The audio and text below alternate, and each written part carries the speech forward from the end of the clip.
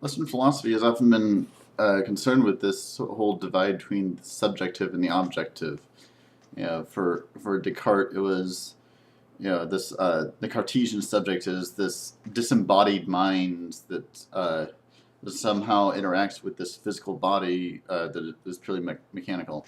And then for Kant, divided between the noumenal world or the objective world, which we can never get at, and the phenomenal world in which we are stuck.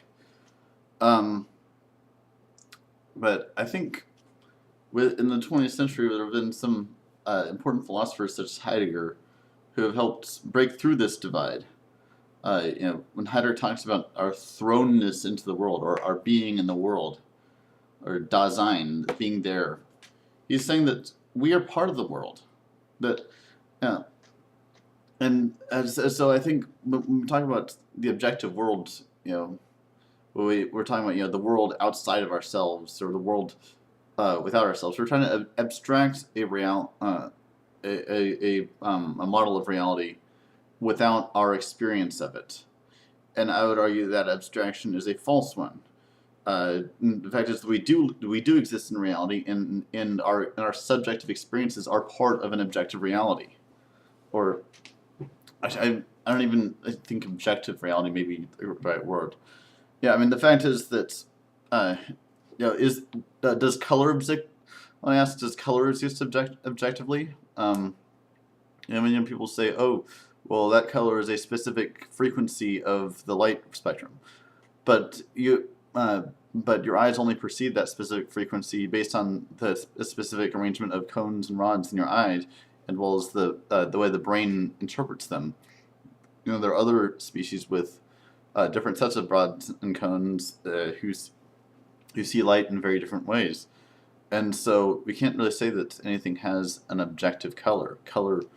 Uh, uh, Color is based on the interaction between subject and object, and I think that that's essentially what reality is an interaction.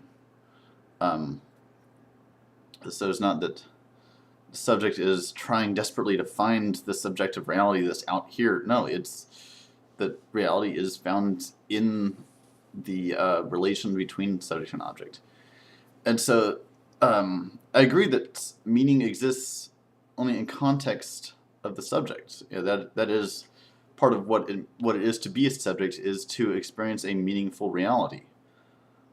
So I would certainly disagree with any idea of meaning that is purely objective.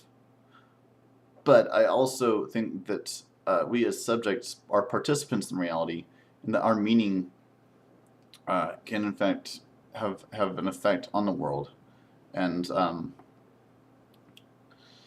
that we live in a shared reality in which meaning plays a significant role.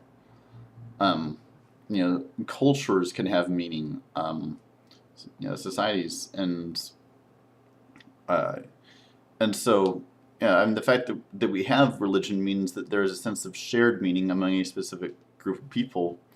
Yeah, and so, yeah, I don't think that I certainly wouldn't want to try and project a sense of meaning uh,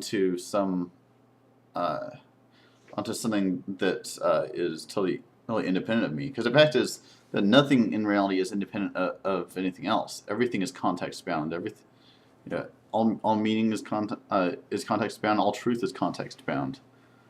Um, and so I think um,